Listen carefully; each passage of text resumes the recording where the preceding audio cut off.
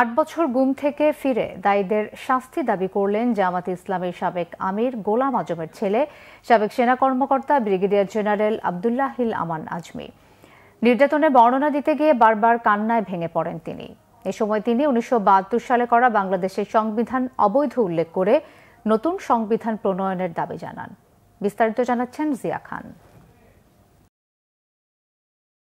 ২০১৬ সালের ২২ আগস্ট রাতে মগবাজারের বাসা থেকে আইনশৃঙ্খলা বাহিনীর পরিচয় তুলে নিয়ে যাওয়া হয় সাবেক সেনা কর্মকর্তা ব্রিগেডিয়ার জেনারেল আব্দুল্লাহ হিল আমান আজমিকে। ৮ বছর গুম থাকার পর শেখ হাসিনা সরকারের পতনের পর ৮ আগস্ট পরিবারের কাছে ফেরেন তিনি।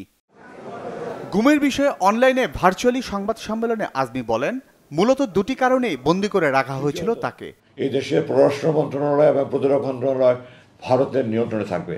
আমি দেশবাসীর কাছে জানতে চাই, আপনারা বলেন এটা কি স্বাধীনতার চুক্তি, মৈত্রী চুক্তি না গোলামের চুক্তি? আমি এগুলির বিরুদ্ধে সবসময় সোচ্চার ছিলাম। সেনাবাহিনীর চাকরি করা অবস্থায় আমি এগুলি বলতে পারিনি। 2009 সাল থেকে আমি বলেছি, এটাই ছিল আমার অপরাধ, এটা আমার বড় অপরাধ ছিল। আর অপরাধ, আমি অধ্যাপক গোলাম আজমের ছেলে, এই কারণে তারা আমাকে নিয়ে বন্দি করে রেখেছে। বন্দি থাকা অবস্থায় নির্যাতনের বর্ণনা দিতে গিয়ে কান্নায় ভেঙে পড়েন আজমি। আমার ওখানে দিনগুলো কীভাবে কেটেছে এগুলো আমি মনে করে আমার বুক ফিরে যায়। আমি এগুলি ওই দুর্ধর্ষ ওই বিভীষিকাময় দিনগুলোর কথা মনে করতে চাই না।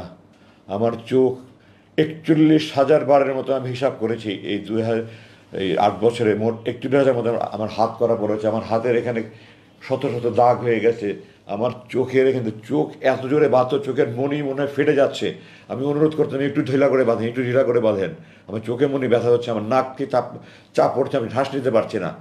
কোনো মায়া দয়াহীন ছিল না, আর কষ্ট লাগতো। পিলখানা হত্যাকাণ্ডে দায়ীদের শাস্তিও দাবি করেন তিনি। আমার ৫৭ জন শহীদ বিডিআর নির্মম হত্যাকাণ্ডে ৫৭ জন শহীদ বীর ভাইয়ের রক্তের বদলা চাই। কোরআনে আছে খুনের বদলা খুন। আমার এই ৫৭ জন আমার কলিজার টুকরা ভাই, বাংলাদেশ সেনাবাহিনী কেন, কোনো সেনাবাহিনীতে general Shakil, general colonel Gulzar, colonel ইতকুদ্দুল্লাহি রহমান শফিক, কর্নেল এমদাদের মতো অফিসার তৈরি হওয়া খুব কঠিন ব্যাপার।